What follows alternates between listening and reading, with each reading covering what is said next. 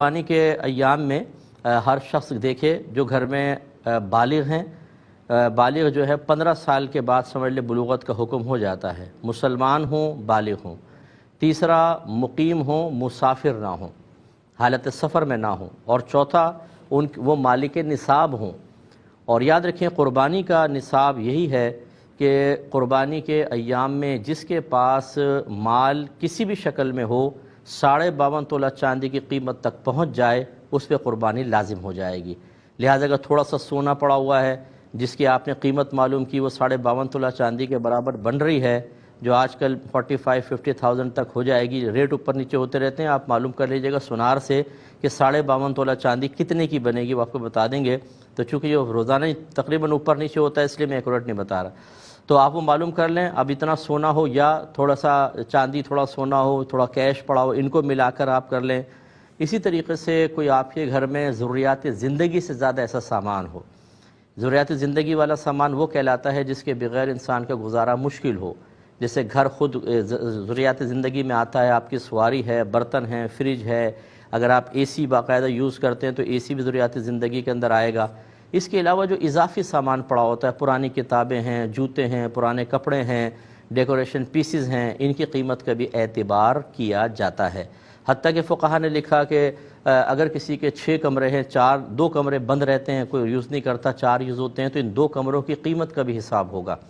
اسی طریقے سے اگر آپ کی ملکیت میں مکان ہے، آپ نے کرائے پہ چڑھایا ہوا ہے، کوئی پلاٹ رکھا ہوا ہے کہ آگے چل کے اس پہ مکان ہی بنائیں گے، اس پہ قربانی شخص کے اوپر واجب ہوگی۔ اس لیے گھر کا ہر فرد جو ہے وہ قربانی کے ایام میں یوں کرے کہ ایک اپنے قلم ڈائری لے کر بیٹھے،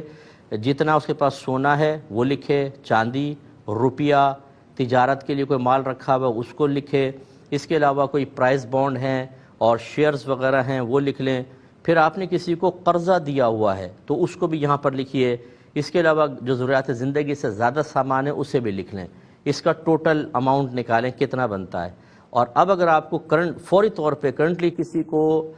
قرضہ دینا ہے، مثلا آپ پہ قرضہ ہے آپ نے دینا ہے، جیسے انسٹالمنٹس وغیرہ ہیں یا اس مہینے کی BC وغیرہ ہے، وہ تمام اس میں سے مائنس کر دیں۔ آپ یہ دیکھیں اگر 52.5 تولہ چاندی کے برابر اب بھی مالیت بچتی ہے تو آپ پہ قربانی واجب ہے اور قربانی کرنی ہوگی۔ بہت سارے ہمارے بہن بھائی ایسے ہیں، بعض مجھے یہاں تک کہتے ہیں استاد 16 سال سے ہم پہ قربانی بن رہی تھی، ہمیں پتہ ہی نہیں تھا۔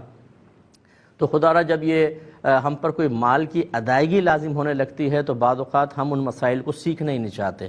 یہ کہتے ہیں یہ مولویوں کی باتیں چھوڑو جی۔ اگر آپ بچے کو سن رہے ہوں یا کوئی بہن سن رہی ہوں اپنے شوہر سے یا بچے اپنے والد سے کہیں نا کہ جی صاحب نے ایسا مسئلہ بیان کیا، عمومی طور پہ جو ہمارا مشاہدہ ہے وہ یہ ہے کہ والد صاحب کترا جاتے ہیں، ارے بھائی یہ چھوڑ دو مولویوں کی بات ہے، جو میں کر رہا ہوں ٹھیک کر رہا ہوں۔ تو اس لیے پھر یہ ایسا کہیں گے تو ہمارا کوئی نقصان نہیں ہوگا، آپ کا آخرت میں نقصان ہوگا، حساب کتاب سب اپنا اپنا کریں۔ تو آپ کی خدمت میں گزارش کر رہے تھے کہ تھوڑا سا اپنے نفس سے مقابلہ کیجئے، آپ اپنا ہر شخص اپنا احتساب کرے اور خود اپنا اپنا حساب کرے۔ مثال کے طور پہ گھر میں والد صاحب ہیں، زوجہ ہیں، 4 بیٹے بالغ ہیں، 2 بیٹیاں بالغ ہیں اور بہویں ہیں ہر بیٹے کی، تو بہویں اپنا اپنا حساب کریں، لڑکے اپنا اپنا حساب کریں گے، بیٹیاں اپنا حساب،